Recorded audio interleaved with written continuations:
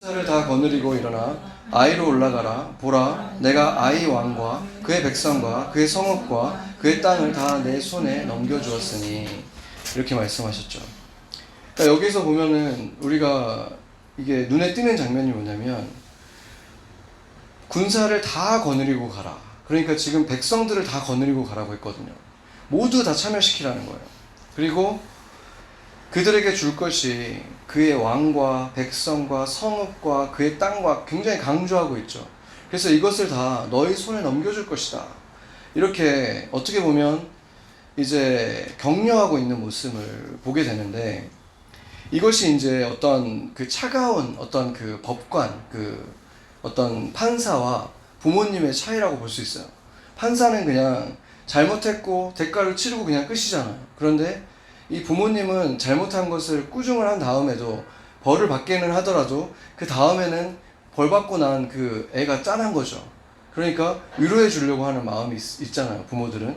그런 것처럼 하나님의 그런 마음이 여기서 느껴지는 것입니다. 우리가 이제 그 이스라엘이 전쟁을 치르거나 할 때 계속해서 보게 되겠지만, 이제 사람은 물론 가축까지 다 전멸시키는 걸 보면은 이제 이 시대의 우리들에게는 좀 너무 심하다라고 느껴질 때가 있다고 했는데, 물론 이제 그때와 우리 시대의 사람들이 일단 환경과 이 모든 것이 다 다르다는 것을 몇 번을 말씀드렸죠. 그리고 또 하나님께서 중요하게 생각하신 게 뭐냐면, 이 그들의 문화가 너무나 이 부패되어 있었기 때문에 사람들을 죽이는 것은, 전멸시키는 것은 그들이 마치 이스트처럼 효모처럼 이렇게 들어오면 금방 퍼져버리기 때문에 완전히 전멸시키는 걸 굉장히 중요하게 여겼고, 또 이 가축들을 전멸시키는 것은 이 풍토병과 같은, 그냥 죽이기만 하는 게 아니라 다 태워버리거든요. 그러니까 어떤 그 병 같은 것으로부터 보호하려고 하는 것도 있었다고 볼 수 있습니다. 그렇지만 그런 것들이 이유 중에 속하긴 하지만, 정말 궁극적인 목표는 뭐였냐면, 이스라엘이 하나님의 백성으로 구별되는 것, 그것이 가장 중요한 거였어요. 그들과 섞이지 않는 것, 그 구별되고 거룩함을 지켜져 가는 것, 그것이 하나님이 가장 중요하게 생각하셨던 부분이기 때문에, 전멸시키는 것, 완전히 그들과 전혀 섞이지 못하게 하는 것은 바로 그러한 이유가 있는 것입니다. 그래서 여리고성을 우리가 이제 탈취했을 때 보면은, 다 죽이고 불태우고 나서 이제 탈취물들, 금속으로 된 것들만 이제 남겨서 그것을 이제 하나님께 드려라라고 했는데, 그 목적을 이제 분명하게 다 밝히고 있지는 않지만, 왜 여리고 때 이렇게 다 드리라고 했는가? 아이성에서는 탈취물을 다 안 드리거든요. 보면은 이 탈취물도 갖게 하고 가축들도 다 죽이잖아요, 이 아이성에서는. 그러니까 하나님께서 그 다른 방식으로 그렇게 하시는 거예요. 전멸을 시키되 어떤 곳에서는 사람만 전멸을 시키는 거예요. 지금 이 아이성처럼 가축들은 전멸 안 시켰어요. 그리고 어떤 곳에서는 전부 다 전멸시키라고 하고. 그러니까 하나님의 그 목적을 우리가 다 알 수는 없어요. 그렇지만 분명한 것은 이 이스라엘의 거룩함 때문에 이렇게 하신다는 것을 우리가 알아야 되는 것이죠. 근데 우리가 그냥 유추할 수 있는 것 중에 한 가지가 뭐냐면, 여리고성은 지금 보면은 이 하나님이 이 이스라엘과 함께 이 가나안 땅에 와서 첫 번째 차지한 땅이었어요. 그렇죠? 첫 번째 차지한 땅, 첫 번째 이긴 승리, 이 전쟁이었죠. 그렇기 때문에 그 구약을 보면은 첫 소산, 그 동물도 그렇고 사람도 그렇고 첫째 아들은 하나님의 것이다, 이렇게 말씀을 하시거든요. 그렇기 때문에 이 여리고성에서 취한 거는 다 하나님의 것이다 라고 하신 것이 약간 이렇게 이어지는 것을 알 수 있죠. 그래서 그런 것을 뭐라고 부르냐면, 이제 체렘이라는 말을 쓰는데, 한글 성경에서는 온전히 바친 것이라고 이렇게 길게 말을 하고 있어요. 온전히 바친 것이라는 이 말들이 구약 성경에 자주 등장하는데, 히브리어로는 이제 체렘이라고 하는 이 단어가 자주 등장합니다. 그래서 몇 곳만 살펴보면, 제가 읽어드릴게요. 이게 레위기서 27장 28절을 보면은, 어떤 사람이 자기 소유 중에서 오직 여호와께 온전히 바친 것은, 이게 체렘이라고 그랬죠. 체렘을 드리면 사람이든지 가축이든지 기업의 밭이든지 팔지 못하고 무르지 못하나니, 바친 것은 다 여호와께 거룩하게 되었고 여호와 것이다. 그러니까 이것은 물리지 못한다는 거예요. 한번 하나님께 드리기로 했으면 이건 완전히 여호와 것이다. 이렇게 말씀을 했고, 이제 민수기에서 18장에 보면은 8절에서 14절인데 이제 다 너무 많으니까 몇 개만 보면, 이거는 이제 무엇을 말하냐면 아론, 그 레위 지파 중에서도 아론에게 있어서 제사 드리는 이런 그 기능을, 이제 어떤 영광을 허락하셨는데, 그랬기 때문에 이에게 주어진 축복이 뭐냐면, 이제 사람들이 헌물을 하잖아요. 헌물을 하는 것들을 이 아론이 다 주관하게 하고, 이렇게 말합니다. 모든 헌물을 내가 주관하고 내가 기름 부음을 받았으므로 말미암아 그것을 너와 내 아들들에게 영구한 몫의 음식으로 주노라. 그러니까 그때는 뭐 돈으로 하는 게 아니기 때문에 물건으로 드렸죠. 그러면 그 물건을 이 아론이 관리할 수 있게 해준 거예요. 그리고 이제 13절에 보면은 이제 사람들이 첫 소산들을 이제 하나님께 다 드리라고 했잖아요. 그렇기 때문에 그거를 하나님께 드리는데, 어떤 것들은 잡아서 제사로 드리는 것도 있지만 어떤 것은 이제 이 제사장이 그것을 갖게 하는 거예요. 그래서 그들이 여호와께 드리는 그 땅에 처음 익은 모든 열매는 내 것이니 내 집에서 정결한 자마다 먹을 것이라. 이스라엘 중에서 특별히 드린 것은 내 것이 되리라. 이렇게 말을 했죠.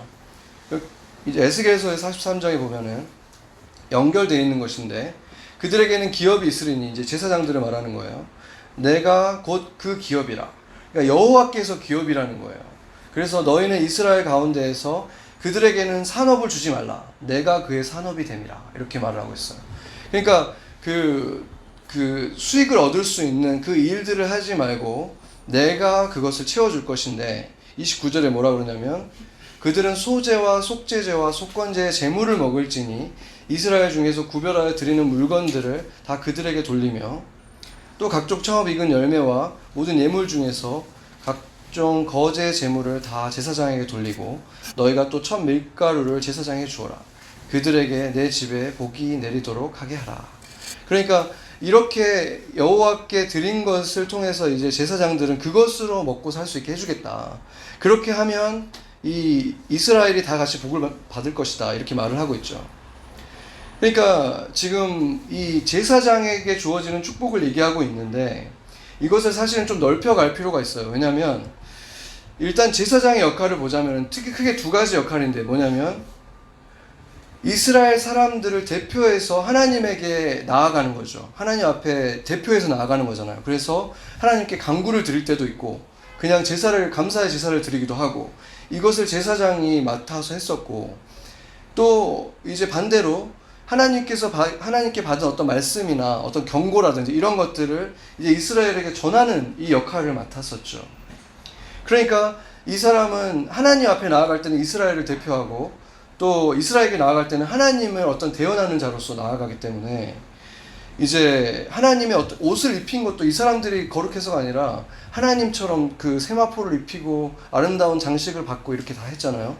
그러니까 이스라엘 앞에 섰을 때는 하나님이 선 것처럼 그들이 그런 말씀을 받도록 한 거예요. 그랬기 때문에 그러면 이들에게 주어지는 어떤 조건이 있잖아요. 굉장히 높은 기준의 정결함이 요구되는 거죠. 그래서 이스라엘에게 그냥 전체적으로 적용되는 법이 있고, 이 제사장들에게 적용되는 더 높은 법들이 있었어요. 왜 그랬겠습니까? 하나님의 영광이 이들에게 달려있는 거예요. 이들이 뭔가 잘못되고 하나님의 제사장인데 거룩하지 못한 모습으로 있으면 하나님의 영광이 가려지는 거죠. 하나님의 영광이 이들 때문에 어떤 영향을 받게 되는 거죠. 그렇기 때문에 이 제사장들은 더 정결해야 되고 더 깨끗해야 되고, 그러니까 여기서는 지금 세상적인 어떤 일도 못하게 하고 하는 그런 것들이 요구되는 것입니다. 그런데 이것이 이스라엘이 또한 인류 전체를 보자면 또 제사장 나라의 역할을 한다 그랬잖아요. 그렇기 때문에 이스라엘에게도 이것이 적용이 되는 거예요. 이때 당시에는. 그러니까 하나님의 보호를 받았잖아요. 전쟁도 하나님이 대신해 주시고, 이스라엘은 전쟁에 나가도 하나님이 그냥 이겨주시고, 이런 일이 있었지만 동시에 더 높은 기준의 정결함을 요구받을 수밖에 없는 거죠. 이스라엘이 똑같이.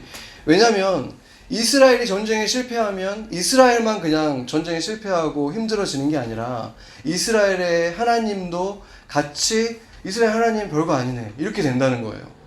그렇기 때문에 하나님의 영광이 그들과 연결되어 있는 거예요.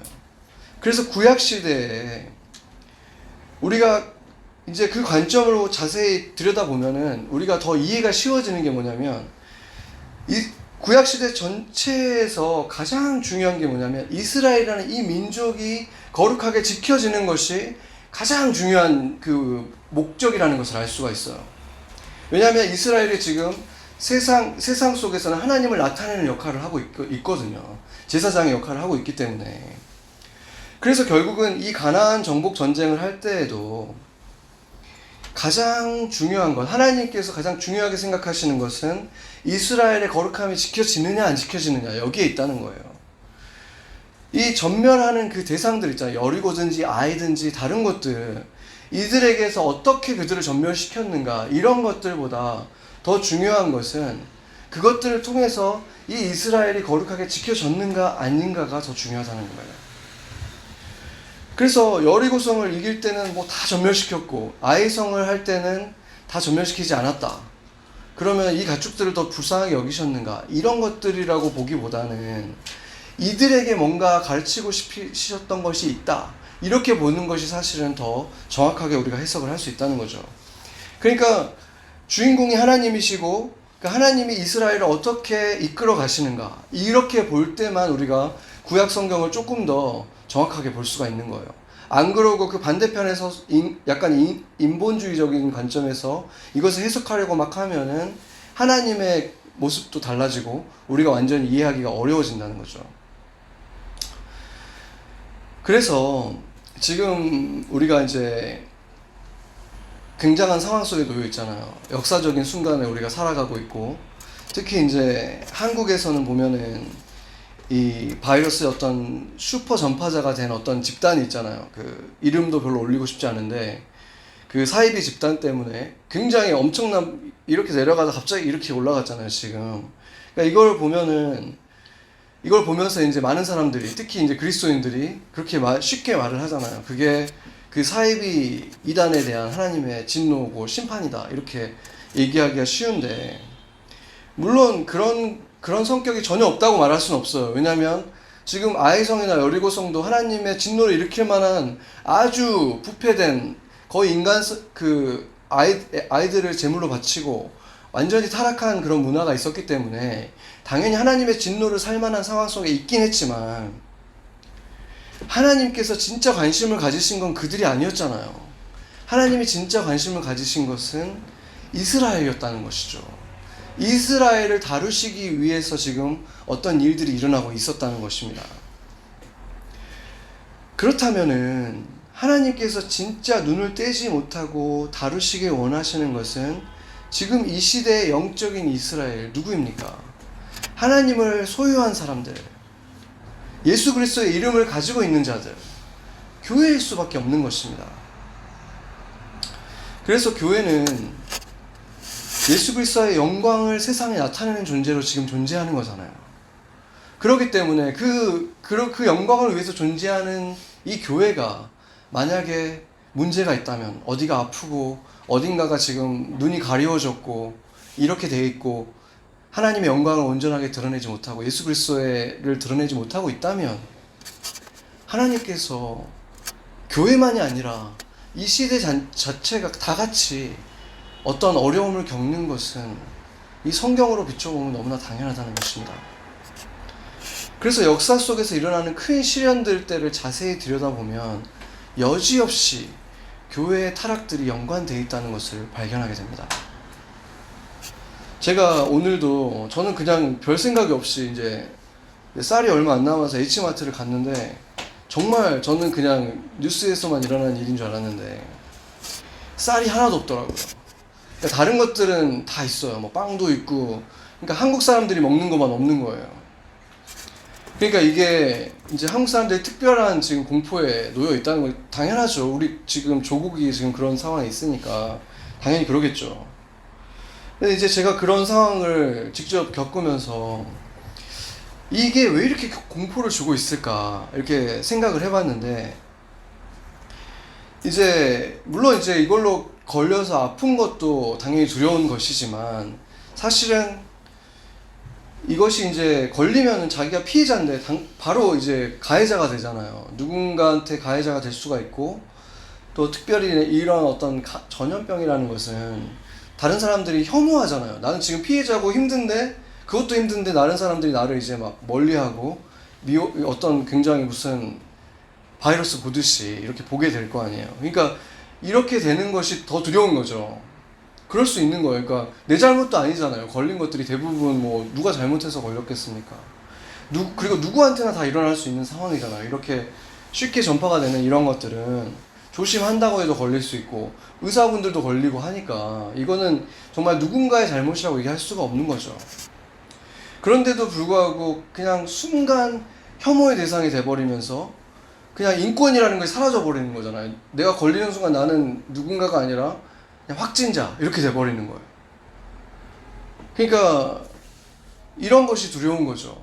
그래서 제가 보니까 저도 놀랐는데 중국은 너무 그럴 거라고 생각을 했어요. 이제 걸린 사람이 만약에 죽게 되면은 이제 장례도 치를 수 없이 그냥 바로 데려가서 바로 화장시키는 거죠. 근데 한국도 그렇게 하더라고요. 근데 그게 법규에 그렇게 돼 있다고 하더라고요. 왜냐면 다른 사람들에게 피해를 주는 것보다는 가족들이 그리고 가장 위험해지는 거잖아요. 뭐 당연히 만나면 안고 싶고 뭐 안고 울고 싶을 텐데 그렇게 하면은 진짜 위험해지니까 슬프지만 뭐 어쩔 수 없이 그렇게 하는 거죠. 이제 당국에서 그렇게 해버리는 건데 그것이 그렇다고 해서 우리한테 고통을 주지 않는 건 아니죠. 그렇게 할 수밖에 없다고 하더라도 그 사람을 아는 사람이라면 정말 무슨 죄를 졌다고 장례도 못 치르고 그렇게 돼야 되나. 너무 슬픈 일인 거죠. 그러니까 엄청난 일이 지금 일어나고 있는 것인데 그런 대상이 자기가 된다는 것이 두려운 거죠. 그냥 그 인권이 사라지고 인간이 아닌 어떤 다른 존재가 돼버리는 것처럼 느껴지는 그런 존재가 돼버리는 것이 두려운 거예요. 그래서 이것을 보면은 점점 결국에는 이 미국에서도 아마도 뭐 너무나 이제 당연하게 다가올 일이 서로가 서로를 경계하는 일들이 일어나겠죠. 서로를 경계하면서 또 서로를 블레임하고. 그런데 이게 진짜 너무 어리석은 것이죠. 누구를 블레임합니까? 누가 걸리고 싶어서 걸렸고. 그렇잖아요. 그러니까 사실은 지금 걸리지 않은 사람들도 사실 이미 너무 피곤하잖아요. 그 쏟아져 오는 그 뉴스들을 안 볼 수도 없고 보면 스트레스 받고 지금 그런 상황에 있잖아요. 그러니까 모든 인류가 지금 이미 굉장한 스트레스 속에서 공포 속에서 지금 고통을 겪고 있는 피해자들인 거죠. 다들. 그러고 있는 상태에서 걸리기까지 한다면 정말로 큰 피해자가 되는 거고. 그렇다면 우리는 서로를 바라볼 때 지금 벌써 바라볼 때 불쌍하게 바라봐야 돼요. 이 시대를 살아가고 있는 모든 사람이 사실은 다 불쌍한 거예요. 걸렸든 안 걸렸든 이미 스트레스 속에서 두려움 속에 살아가고 있는 우리 모두는 다 불쌍한 거죠. 그런데 지금 이런 상황에서 불쌍하게 여기기는커녕 서로를 미워하고 서로를 블레임하고 있으면 얼마나 어리석은 거냐는 거죠. 누가 제일 좋아하겠습니까? 그래서 우리가 여기서 그 객관적인 생각을 해야 되는 거예요. 객관적으로 생각해보면 저 사람도 불쌍하고 저 사람도 불쌍하고 마스크를 쓴 사람도 불쌍하고 안 쓴 사람도 불쌍하고 다 불쌍하게 여겨야 되는 거예요. 그래서 그렇게 여길 때 내가 걸려도 나는 불쌍한 사람이지 내가 뭔가 잘못한 사람 아니다 라고 여길 수 있어야 되는 거고 다른 사람을 바라볼 때도 마찬가지고 그럴 때 우리가 함께 이거를 이제 이겨나갈 수 있는 거죠. 사회적으로 보더라도. 그래서 우리가 그리스도인들이 먼저 좀 세상에 휩쓸려 다니지 말고 이 상황을 봐야 된다는 거죠. 올바로. 제가 이제 한국에 발이 묶여 계신 최재형 목사님과 연락을 주고받았어요. 이제 교회에 이런 공지를 하게 됐고 지금 이런 상황에 있습니다. 우리도 이제 뭐 그냥 더 이상 남의 일이 아닌 상황이 됐습니다. 그러니까 목사님도 교회를 위해서 기도하고 계시고 한데 목사님도 그 말씀을 하시더라고요. 지금 세상 사람들의 문제는 바이러스보다 그 공포로 인해서 일어나는 그 지금 사이드 이펙트들 있잖아요. 서로 경계하고 이거 있죠. 이 공포심이 더 심각한 문제라는 거예요.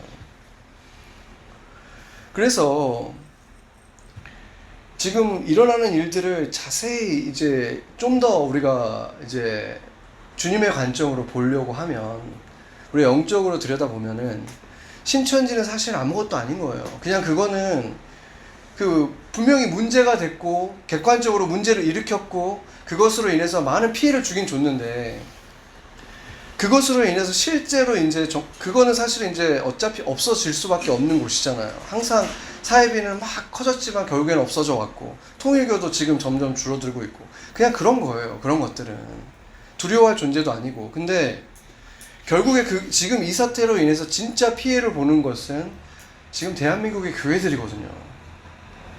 그 교회들이 지금 그 눈총이 점점 교회로 향해지고 있고, 예배를 드리네 안 드리네, 헌금 때문에 예배를 드리네, 이런 얘기들이 지금 쫙 퍼져가고 있는 거예요.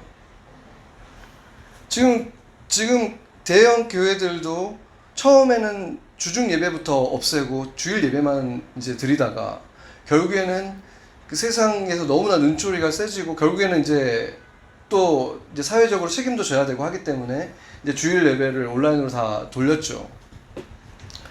그런데 지금 그렇게 되는 이유가 뭐냐면, 근데 제일 처음에 줄이게 된 것이 이런 기도회였어요. 왜 그랬냐면, 우리의 기도회의 모습은 사실은 다른 사이비 종교들이 그렇게 욕을 먹었던 것들이 가까이에서 막 크게 찬양하고 크게 기도하고 하는 것 때문에 이제 그렇게 된 거잖아요.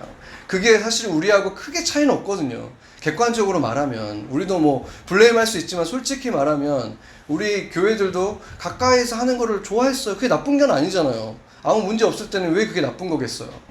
그렇잖아요. 가까이에서 우리가 사랑하는 사람이 가까이에서 손도 잡고 기도하고 정말 이렇게 목청 크게 소리 높여서 찬양하고 기도하고, 이게 뭐가 잘못된 것입니까? 그런데 결국에는 그것을 지금 못하게 되는 상황이 돼요. 그게 눈치가 보이게 되고 그걸 못하게 되는 상황이 이제 벌어지고 있는 것이죠. 그렇다면 이제 이런 상황 속에서 우리가 지금 겪고 있는 테스트가 무엇인가를 생각해 봐야 되는 거죠. 교회라는 것이 무엇인가? 교회는 건물인 적이 단 한 번도 없었잖아요. 성경에서 보면은. 물론 건물에서 모였고 건물에서 편의를 위해서 건물에서 예배를 드리지만, 교회는 한 번도 건물인 적이 없었고 주를 사랑하는 사람들이 그 사랑으로 모여서 서로를 사랑하는 그 그룹이, 그 공동체가 교회라는 거죠. 그래서 정말로 그 교회가 그런 곳인가 아닌가가 이제 이런 시간을 통해서 테스트 받게 되는 거죠. 시험을 받게 되는 것입니다. 그리고 지금 우리가 이렇게 눈을 마주보고 예배를 이렇게 드리고 있는데, 이 뉴욕에서도 이제 온라인으로만 예배 드려야 되는 상황이 올 수도 있어요. 그런 상황이 왔을 때 우리가 과연 얼마 동안 우리가 서로 보지 않고 그냥 이렇게 예배를 드려도 여전히 이 교회가 내 교회다. 지금 이 말씀을 전하는 분이 나를 위해서 하나님이 주는 말씀이다. 그리고 내가 지금 보이지 않지만 이 성도들, 내가 기도하고 있는 이 사람들이 나의 이 성도고 같은 이 교회를 이루고 있는 분들이다. 이렇게 하는 이 유대감이라는 것이, 이 하나라는 이 공동체라는 것이 과연 우리가 얼마 동안 함께 모이지 않고도 정말 그렇게 깊이 사랑할 수 있을 것인가? 정말 이렇게 테스트를 받는 시간이 될 것입니다. 이 바울의 마음이 떠오르더라고요. 그 고린도전서 5장 4절 보면 이런 말을 했어요. 우리 주 예수 그리스도의 이름으로 여러분이 모여 있을 때 나의 영이 우리 주 예수의 권능과 더불어 여러분과 함께 있으니, 이렇게 말을 하는데, 그러니까 우리가 당연히 모일 수 있을 때는 정말 열심히 모여야 되는데, 정말 지금 한국의 교회처럼 그렇게 모일 수 없게 됐을 때는 영으로 정말 모일 수 있을 만큼 우리가 정말 그렇게 사랑하고 정말 내 마음을 다해서 사랑하고 있는가, 이런 것들이 지금 우리 안에서 발견돼야 되는 시간이 될 것 같습니다. 오늘 아이성 전투에서 하나님이 전쟁을 치르시는 것, 그리고 전쟁을 이끄시는 모습을 보면은 좀 특이한 면이 있어요. 전면전을 하실 것 같은데, 전면전을 하시는 게 아니라 복병을 한 곳에다가는 3만 명, 한 곳에는 5천 명을 세워두고, 또 앞에서 전체 이 메인 군대는 이 여호수아죠. 여호수아와 모든 백성이 있는 군대는 이제 정문으로 갔다가 그들이 이제 그들이 오는 걸 일부러 들킨 거죠. 일부러 자신들이 들어오는 걸 들킨 다음에 그들이 이제 쫓아오는 것을 보고 이제 도망가는 척을 한 거예요. 도망가는 척을 하다가 이제 신호를 하는 거죠. 신호를 하면 이제 복병 매복했던 자들이 성이 텅 벼 있으니까 이제 성에 원래 들어있으면 공격하기가 더 힘들잖아요. 이제 그 군사들을 끌어낸 거죠. 그래서 성을 먼저 공격하고 이제 불을 지르고 함락시킨 다음에 이제 그들이 보니까 이제 성에 불이 났고 그때 이제 돌아서서 이제 이들을 공격해서 이제 진퇴양난의 상태에 딱 몰아넣은 다음에 앞뒤에서 공격을 하는 거죠. 그렇게 해서 완전히 이제 전멸을 시키는데 이것은 뭐 거짓말을 했다고 얘기를 할 수는 없는 거예요. 하나님이 거짓말을 하지 마라, 거짓 증거하지 마라고 했는데 거짓으로 피한 것이 거짓말을 한 것은 아니고 어떻게 보면 그냥 그 교만에 빠져서 사실은 그렇게 많은 사람들이 왔는데도 그 전엔 3,000명이 왔잖아요. 지금은 사실은 수백 명의 앞에 보여도 도망가는 걸 보고 이제 또 물리쳐야지 하고 그냥 이렇게 나와버린 거죠. 어떻게 보면 그 교만한 것이 그들이 이제 무너지게 된 건데 하나님께서는 이렇게 보면은 이런 모략을 쓰시는 분이라는 것을 알 수가 있어요. 이건 그냥 거짓말이라고 볼 수는 없지만 하나님께서는 모략을 쓰시는 분이라는 것이 몇 차례에 걸쳐서 성경에 나오고 있죠. 특히나 이사야서에서는 예수님에 대해서 예언할 때도 예수님이 모략을 쓰시는 것을 얘기하시는데 이사야서 한번 찾아보죠. 11장 2절 한번 찾아보겠습니다.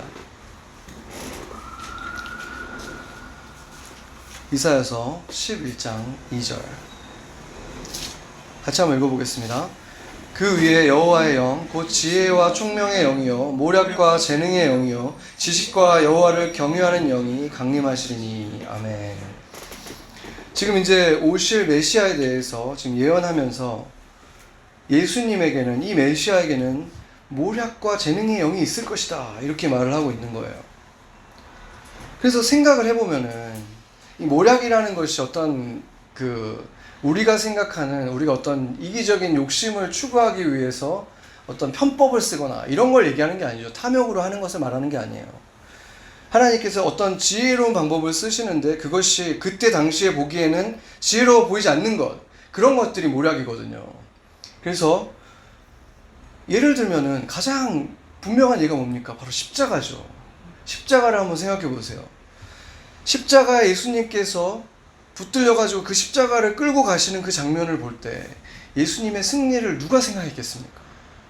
예수님이 채찍질을 받으시고 사람들에게 모욕을 당하는 그 순간에 종교 지도자들은 자기들이 이겼고 예수는 졌다라고 생각을 했잖아요. 사탄의 승리처럼 보였겠죠. 사탄도 그렇게 생각할 수 있겠죠. 그런데 결국에는 어떻게 됐습니까? 이 죽임당한 어린 양이 실패로 보였던 그 십자가가 결국에는 그 부활을 통해서 완벽하게 승리를 이루는 하나님의 모략이었잖아요. 그렇다면은 우리가 지금 이 세상을 운행하시는 그 하나님도 그렇게 운행하실 수 있겠구나 이렇게 생각할 수 있는 거죠. 하나님이 그냥 전면전만 하시는 분이 아니라 지는 것 같아 보이는데 승리하게 하시는 일들이 많이 있을 수 있겠구나. 그런데 그러고 보면 정말 그렇지 않습니까? 우리 인생을 한번 보세요. 우리 인생에 아무 문제 없이 태평성대할 그럴 때 우리가 더 괜찮은 사람으로 성장했습니까?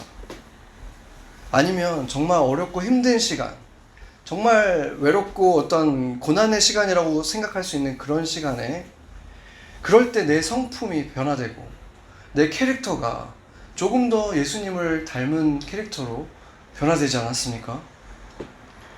그런 실패했던 그런 시간, 정말 열리지 않았던 것 같고 꽉 막혔던 것 같은 그런 시간에 내게 주었던 그 하나님의 선물들을 한번 생각해 보세요. 이미 지난 사람들은 지금 돌이켜보면 그런 시간이야말로 내가 지금 누군가를 배려할 수 있는 성품이 되고 내가 마음에 들지 않아도 그냥 맞춰주고 내가 좀 순종해주고 따라주고 이런 사람으로 바뀌게 된 과정에는 분명히 그런 일들이 있었다는 거예요. 그때는 전혀 좋지 않았고 그것 때문에 내가 너무 힘들었고 분노하기도 했고 답답했던 그 일들이 결국에는 지나고 나서 보면은 지금 나의 이런 좋은 성품들, 예수님을 조금이라도 닮은 그런 성품들이 바로 그런 시간을 지나면서 만들어졌다는 것이죠. 그렇잖아요. 그렇기 때문에 지금 우리가 이제 하나님 안에서 나름대로는 뭔가 죄에 빠져 있는 것도 아니고 중독에 빠져 있는 것도 아니고 우상을 숭배하는 것도 아니고 나름대로는 하나님께 내 삶을 잘 드리는 것 같고 하나님 안에서 지금 잘 살아가고 있는 것 같아요. 그리고 지난주에 본 것처럼 어떤 아간과 같은 내 안에 어떤 영역 속에서 아간과 같은 그 문제도 이미 하나님 안에서 하나님이 다루셨고 이제 그 문제도 해결이 됐는데도 불구하고 지금 내 삶이 뭔가 앞으로 나가지 못하고 막혀 있는 것 같아요. 답답한 상황에 놓여 있는 것 같다. 아니면 오히려 후퇴하는 것 같다. 그렇다면 우리가 기억을 해야 되겠죠. 지금 내가 승리하지 못하고 전혀 승리할 기색이 보이지 않고 도망가고 오히려 후퇴하고 있는 것 같으면 이때 명심해야 되는 것이죠. 이것은 모략의 하나님께서 일하고 계신 것이다. 이렇게 우리가 믿어야 되는 것입니다. 우리가 주님 안에 있기 때문에 주님 안에 있는데 한 발짝도 나가고 있지 못하는 것, 후퇴하고 있는 것이라면, 실패하는 것처럼 보이는 시간이라면 이것은 언제나 항상 하나님의 지혜 속에서 보면 하나님께서 더 크고 완벽한 승리를 주시기 위해서 준비하는 시간일 수밖에는 없는 것입니다. 그렇지 않습니까? 인생에서 가장 어두운 시간에 온갖 가짜 그 별들이 사라지잖아요. 내가 붙들고 있었던 이게 화려한 것 같고 좋은 것 같다는 것들이 가장 어두운 시간에 가짜로 다 드러나잖아요. 내게 기쁨을 줄 수도 없고 평안을 줄 수도 없고 내가 정말 원하는 그곳으로 이끌어줄 수 없다는 것이 그때 다 드러나잖아요. 바로 그럴 때 진정한 빛인 예수님을 발견하게 되고 그 빛 가운데로 갈 수 있게 되는 것과 마찬가지인 것입니다. 우리 교회도 우리가 자랑스러워하는 교회이긴 하지만 하나님이 보시기에 뭔가 바꾸고 싶은 것이 있을 수 있습니다. 뭔가 다루고 싶은 것이 있을 수 있고 개인적으로도 마찬가지고 그리고 이 시대의 모든 교회들도 마찬가지입니다.